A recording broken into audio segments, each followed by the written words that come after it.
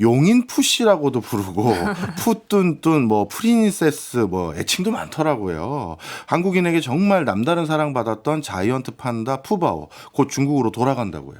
네, 푸바오를 볼 수 있는 날이 이제 열흘 남짓밖에 남지 않았습니다. 푸바오는 3월 3일까지만 일반에 공개되는데요. 지금은 에버랜드에 가면 푸바오를 오후에만 볼 수 있는데 한국 관람객들과 마지막 인사를 충분히 나눌 수 있도록 3월 1일부터 3일까지 4일 동안은 오전, 오후 내내 방사할 예정입니다. 푸바오는 3월 4일부터 한 달여간 판다월드에서 건강, 검역 관리를 거쳐 4월 초에 중국으로 이송되는데요. 구체적인 운송 일정과 항공편은 아직 정해지지 않았는데 대한항공보다는 에어차이나가 유력한 것으로 알려집니다. 네, 제가 다양한 오픈런 얘기 많이 들어봤는데 판다 오픈런도 일어나고 네. 있다고 하더라고요. 마지막 인사하기 위해서. 그런데 우리나라에서 푸바오가 이렇게 갑자기 큰 인기를 얻게 된 계기가 있나요? 네, 푸바오는 오후에만 볼 수 있지만 오전부터 판다월드 앞에 긴 줄이 늘어서는 상황이에요. 곧 푸바오를 못 보게 된다는 소식이 알려지자 관람객들이 지난해 같은 기간보다 1.5배 늘었습니다. 푸바오는 2020년 7월에 태어났는데 인기가 많아진 건 지난해 중순부터입니다. 예. 푸바오가 태어난 2020년부터 2022년까지 코로나19가 아주 극심했었죠. 에버랜드는 코로나19로 입장객이 줄자 동물을 촬영해서 SNS에 올렸는데요. 사육사 다리에 매달리고 어깨동무를 하는 푸바오의 애교 있는 행동들이 누리꾼들의 마음을 사로잡았습니다. 네. 이때부터 덕질을 한다고 하죠. 푸덕 활동을 하다가 엔데믹 분위기와 더불어서 실제 판다월드 방문으로 이어졌습니다. 전문가들은 한국에서 푸바오가 인기를 끄는 것이 뭐 국제적인 정세 변화에 따른 것이라기보다는 순수하게 정서적으로 이끌렸다고 풀이합니다. 네. 예를 들어 마라탕이나 탕후루가 외교와 관계없이 인기가 있는 것은 맛있어서잖아요. 그렇죠. 푸바오도 그 귀여움 자체로 승부를 봤다. 이제 한류가 인기가 있어서 떡볶이를 먹는 것과는 좀 결이 다르다고 해석합니다. 네, 정말 귀여움의 부가가치 창출 효과가 엄청나다는 걸 확인할 네. 수 있었던 대표적인 사례 같은데요. 경제적 효과는 어느 정도입니까?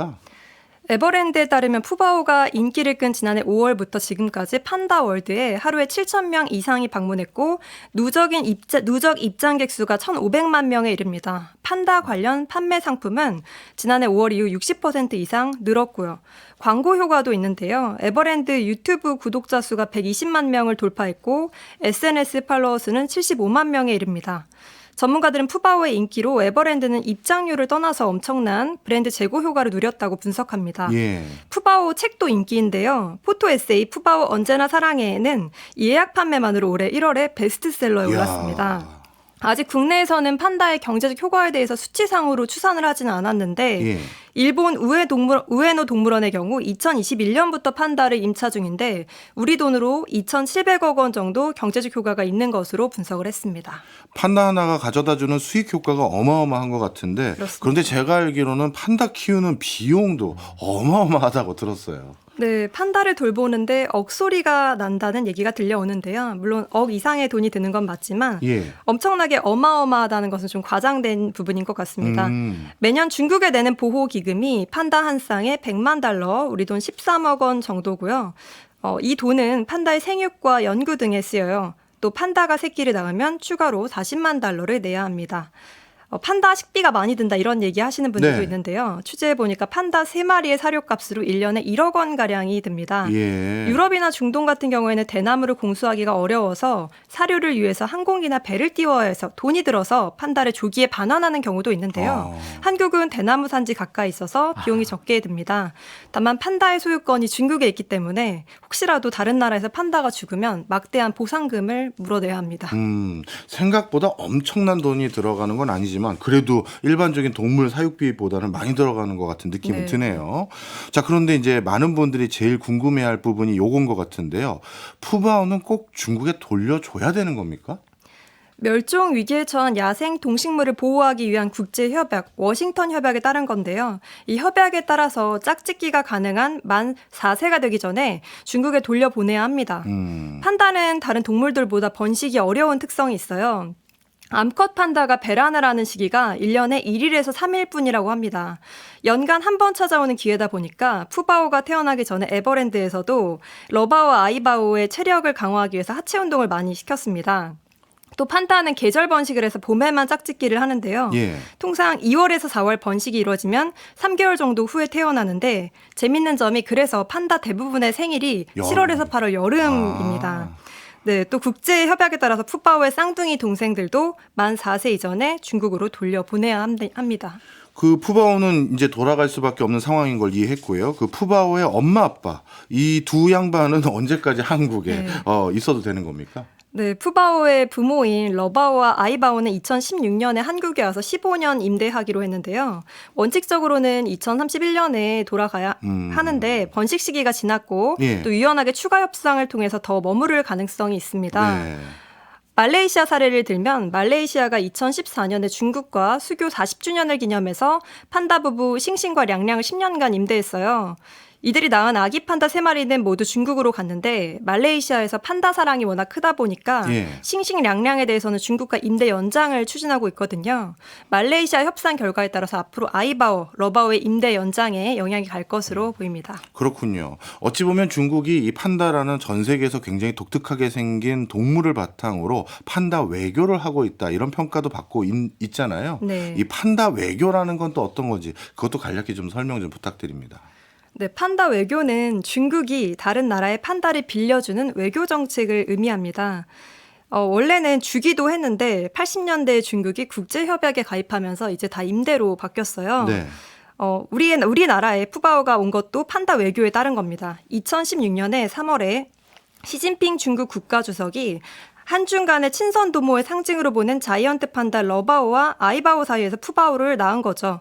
우리나라 말고도 중국은 앞서 외교가 필요한 국가에 판다를 선물하거나 빌려줬었죠. 대표적으로 미국에도 주고 그랬잖아요. 그렇습니다. 네, 1972년에 중국이 미국과 수교하면서 우호 관계의 상징으로 판다 2마리를 미국에 선물했고 이후에 영국과 독일 등 여러 나라의 판다를 보내며 외교에 적극적으로 활용을 했어요. 현재 한국을 비롯해서 21개 국가에 50여 마리의 판다가 임대 형식으로 지내고 있습니다. 예. 미국에는 이제 판다가 거의 안 남았는데요. 지금 LA나 애틀랜타라고 하죠. 거기 4마리 빼고는 다 반환이 됐다고 합니다. 또 그동안 중국은 판다 외교를 통해서 때로는 압력을 가하기도 하고 선심을 쓰기도 했는데요. 중국과 국경 분쟁이 있는 인도의 경우에는 인도가 여러 차례 그동안 판다의 임대를 요청했지만 중국이 답하지 않는 상황입니다. 그렇군요. 그러면 이제 우리나라도 사실 중국과의 관계가 과거와는 좀 다른 상태로 조금씩 바뀌어가고 있는 것 같은데 그렇다면 중국 판다 외교 자체가 우리나라하고도 좀 뭔가 바뀔 수 있는 부분이 있는지 아니면 전 세계적인 기조 변화도 있는지 그것도 궁금합니다. 네, 중국 경제금융연구소에 물어봤더니 중국이 과거에는 털북승의 외교관이라고 해서 판다 외교를 적극적으로 활용을 했어요. 이 예. 판다 한 마리가 외교관 10명의 역할을 한다 이렇게 생각을 했습니다. 그런데 성장세가 점차 커지면서 변화가 감지된다고 설명합니다. 예를 들어서 1인당 국민소득이 13,000달러까지 가는 과정에나 판다 외교를 쓰지 예. 그걸 넘어서게 되면 더 이상 판다 외교를 쓰지 않을 수 있다는 겁니다.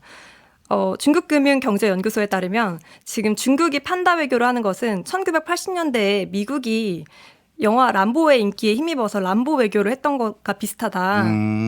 힘이 없을 때는 판다 외교로 좀 부드럽게 외교를 하는데 점차 성장세가 커져서 G2, 주요 2개국의 반열에 오를 만큼 힘이 세졌을 때는 판다를 그만큼 활용하지 않을 수 있다는 겁니다. 네. 그래서 중국이 앞으로 힘이 커질수록 판다 외교 활용도가 점차 줄어들 거라는 전망이 나오고 있고요. 오히려 앞으로는 강한 군사력과 경제력에 기반해서 공격적인 외교 방식, 그 늑대 전사에서 유래한 전랑 외교라고 하잖아요. 예. 전랑 외교를 택할 가능성이 좀 주목되는 상황이에요. 그렇군요. 어찌 보면 과거에 중국이 좀 힘이 없었을 땐 유한 정책적 일환으로 판다를 바탕으로 한 외교 관계를 구축했다면 이제는 힘의 외교를 좀 할 거라니까 오히려 더 씁쓸하기도 하고 네. 단순히 푸바오만 가는 게 아니라 더 안타까운 생각도 들긴 합니다. 만약에 우리나라도 이렇게 동물 가지고 외교를 한다면 우리나라는 뭘 보내는 게 좋을까요? 진돗개. 진돗개. 또 뭐 생각나는 거 있으세요? 뭐 없나 보네요. 우리나라도 뭐래도 빨리 하나 발굴해서. 귀여운 게 너무 많아가지고. 예. 근데 원래 그 동물은 자연 상태로 있는 그대로 두는 게 제일 좋더라고요. 알겠습니다. 지금